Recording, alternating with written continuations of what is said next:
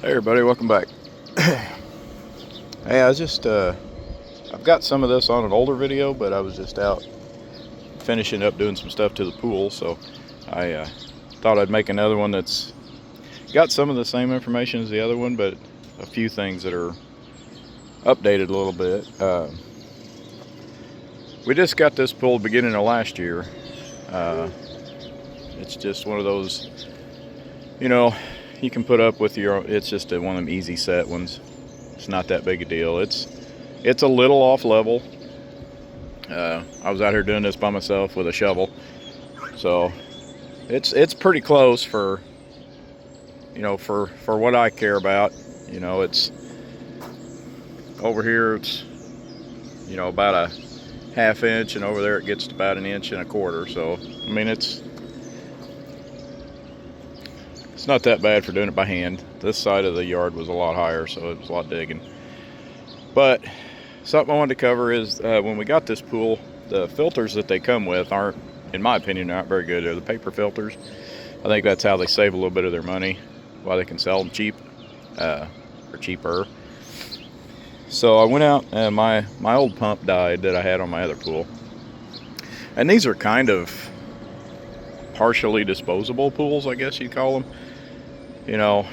They generally don't last a long time. My last one I had, it was on the 5th year. It was beginning, it was going the end of the 4th year, beginning of the 5th year, and it was pretty well shot at that point. So I went ahead and got rid of it, and we upgraded to a little bit bigger one. This is an 18-foot, 4-foot deep.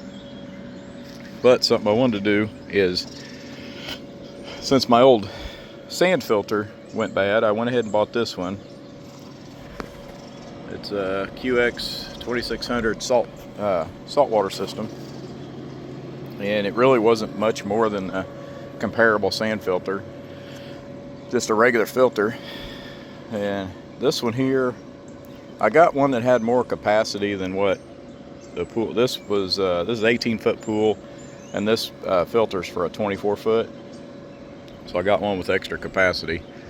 But something I wanted to show you, talk about that I didn't think about when I put the landscaping around it, because I didn't do this with the other pool. I just basically sprayed weed killer around it. But I put this pea gravel around it to help with yard maintenance, weed eating stuff. Plus, this is kind of, we're planning on having a pool here for years. May not be this particular one, but a pool.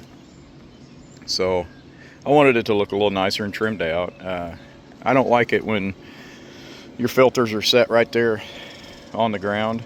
And so this just, I had a plastic pallet, and it works really good for it. It's a good base for it to sit on. It's not ugly. I got a weed there I got to take care of. But something I was wanting to show you is, when I first did the landscaping, I only did it, 6-8 inches. 6-8 inches from the edge of the pool. And something I didn't realize is that it just didn't even dawn on me that the salt from the saltwater pool splashing out was going to kill the grass. So now this one, I kind of went out farther to cover the pallet, and then I went out farther there because we put a baby pool in the middle of those stepping stones, and then we put the ladder in the baby pool so everybody can rinse their feet off before they get in. So I extended the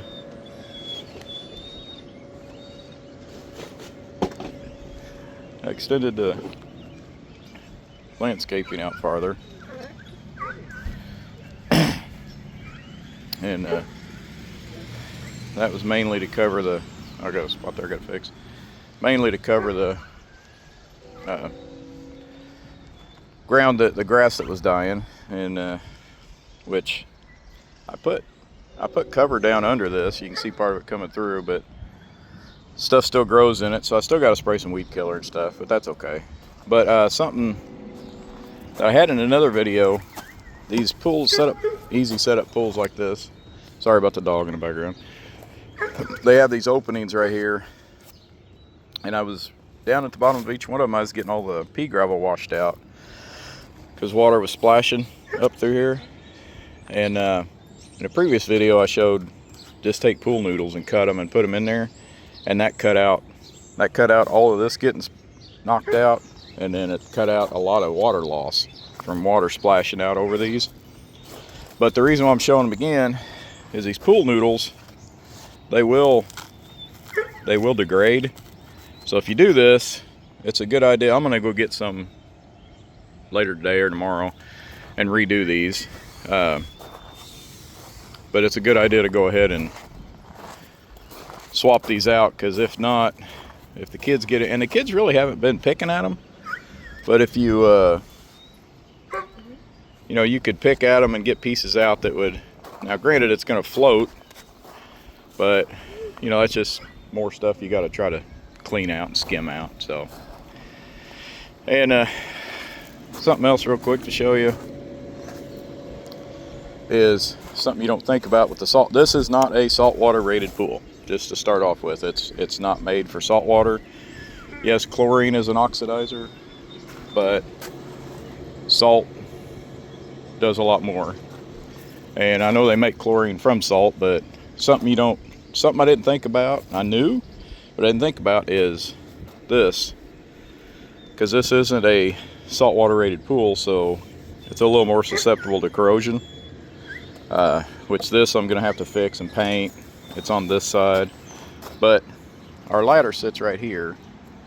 So right here is an area where a lot of the kids will lean over and talk to us, because over here's our little fire pit area where we, you know, have little fires. We got lights hung up.